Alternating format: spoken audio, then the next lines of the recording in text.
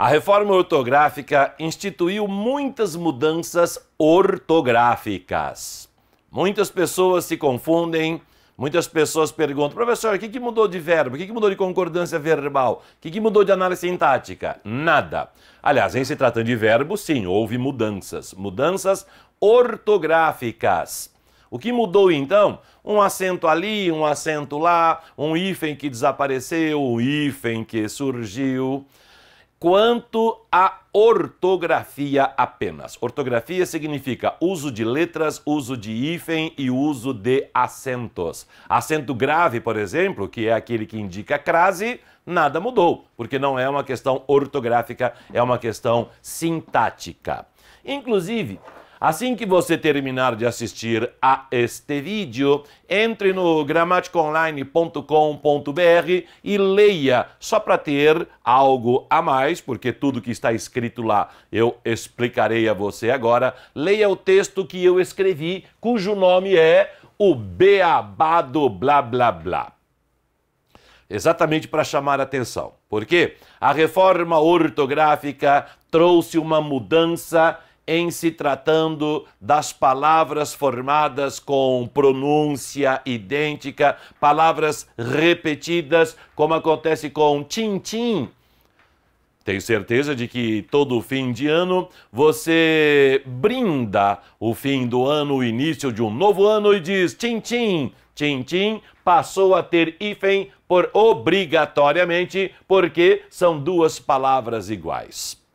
A Rede Globo de Televisão passou novamente uma novela. Toda tarde eles repetem novelas de antigamente. O nome da novela era Tititi.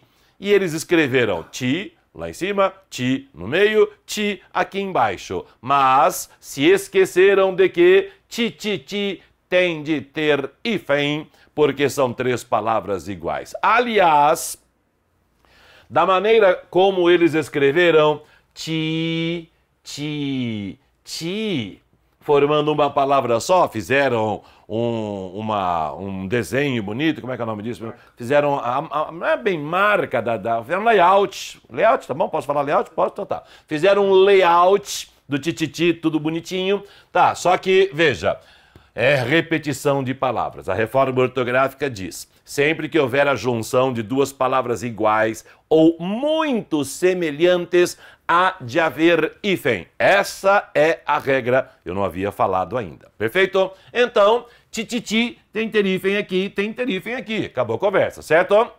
Só que há uma outra regra que existia a partir de 1940, aliás, até 1943 existia essa regra que dizia: quando a linha terminar e o hífen estiver lá no final da linha, hífen já existente, ele deve ser repetido na linha subsequente. Então, ti tem de ter acento porque são...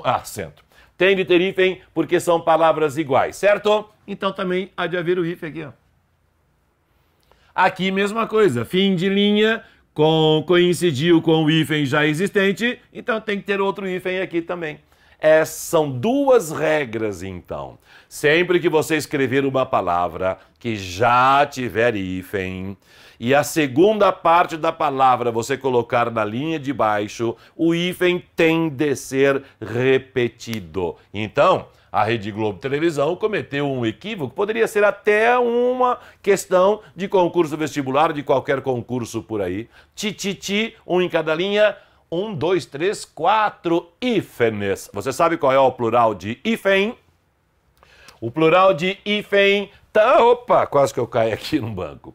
O plural de hífen tanto pode ser hífenes com acento agudo, por ser uma palavra proparoxítona, com a antepenúltima sílaba mais forte, ou ainda pode ser hífens sem acento algum, porque as palavras terminadas em ens só terão acento se forem oxítonas, ou seja, só se a sílaba tônica for a última, como acontece com parabéns, como acontece com armazéns, e o em da mesma forma, amém, neném, armazém. Só se for a última sílaba tônica é que haverá o acento. Então, qual é a regra?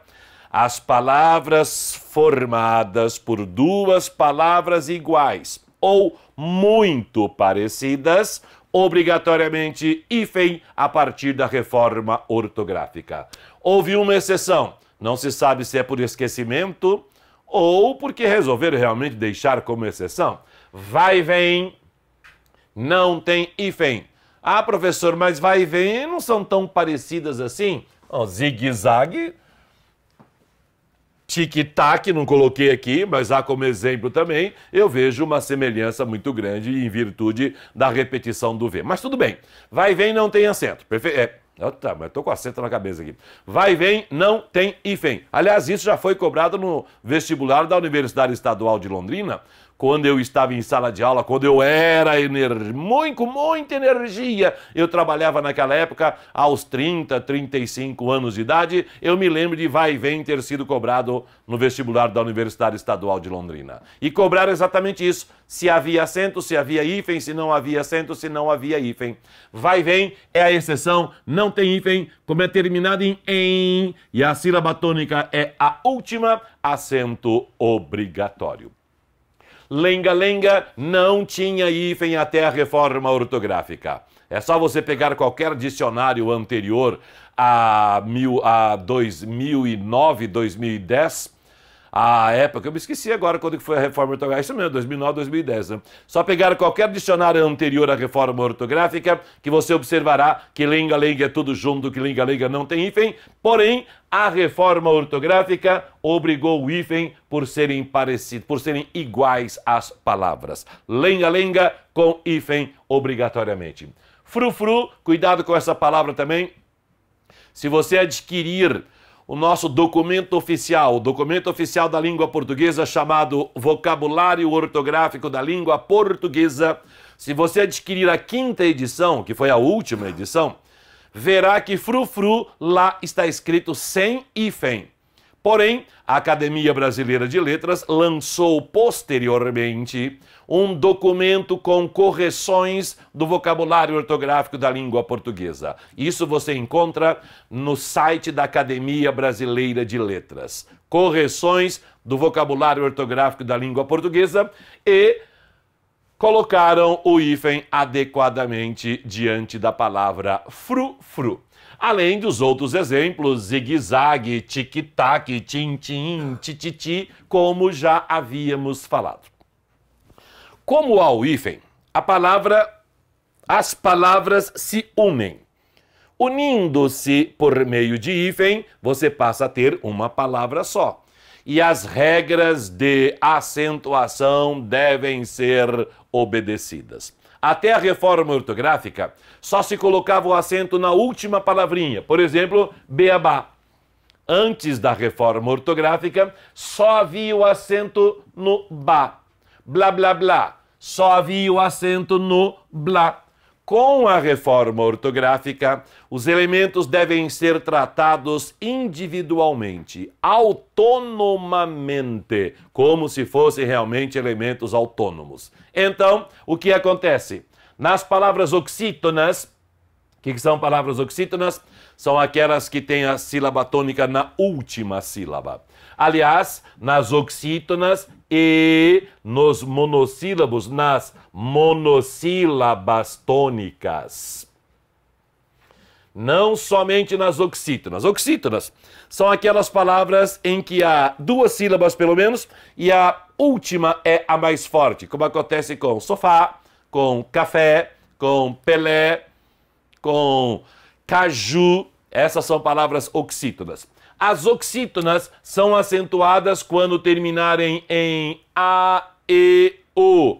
Os monossílabos tônicos também são acentuados quando terminarem em A, E, O. Então, sempre que houver palavras iguais ou parecidas, ligadas por hífen, se cada palavrinha for terminada em A, E, O, cada palavrinha recebe acento. Se não for, obviamente, não recebe o acento. Então, beabá, porque é terminado em E, A, terminar em A, terminar em A e blá, blá, blá da mesma forma, 3 acentos aqui.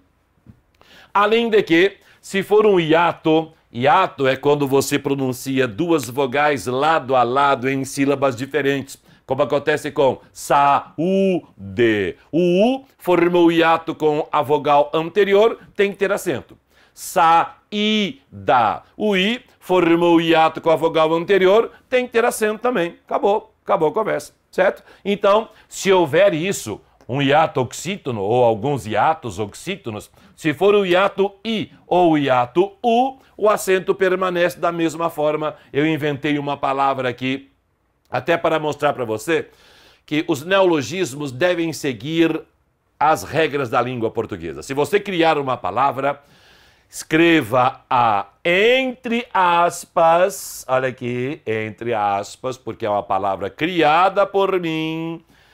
Piuí, houve o hiato com a sílaba anterior, então acento agudo, como acontece com Piauí, com acento agudo também.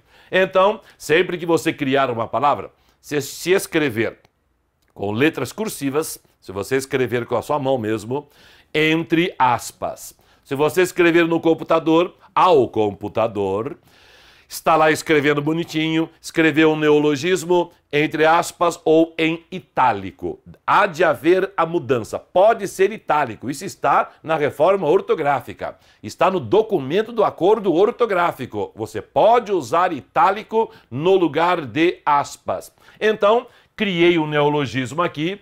O piuí-piuí do trem me acordou naquela madrugada. Aliás, criei um neologismo um tanto quanto comum. Muitos poetas podem ter criado um neologismo parecido com isso, porque piuí é o que o ônibus é o que o trem faz, aliás, patati, patatá, piuí, piuí. Eles não usam hífen. Colocam piuí, vírgula, piuí, certo? O piuí, piuí não é apenas um som, mas é tudo, sempre que o trem vem, piuí, piuí, depois piuí, piuí. Então, os vários piuís, piuís, formando então a palavra piuí, piuí, com hífen, porque são palavras iguais, com acento, porque é o oxítono, o hiato oxítono I, depois da vogal, e o O lá, mostrando que há um substantivo composto. Perfeito? Então dá uma olhadinha em tudo aqui, ó. Tá? O que é que nós temos aqui então? Aliás, ó, vai lá no Gramática Online, tá? Vai lá no Gramática Online, logo que terminar aqui, procure o texto O Beabá do Beabá, fica na parte da língua no dia a dia. Tá? Se você quiser estudar na gramática, vai lá no hífen. No hífen há todas as regras sobre hífen, inclusive essa. Então qual é a história? Sempre que houver palavras iguais ou muito parecidas, hífen passou a ser obrigatório. Se essas palavras iguais forem oxítonas terminadas em A, E, O, ou monossílabos tônicos com acento. Por isso, B, A, Ba com acento, blá, blá, blá, também, zás, trás, da mesma forma. Se for a letra I ou a letra U no final da palavrinha, formando hiato com a anterior, também com acento como o piuí, piuí. Beleza? Sou o professor Dilson Catarino. Aqui é Gramática da Língua Portuguesa. Pode confiar.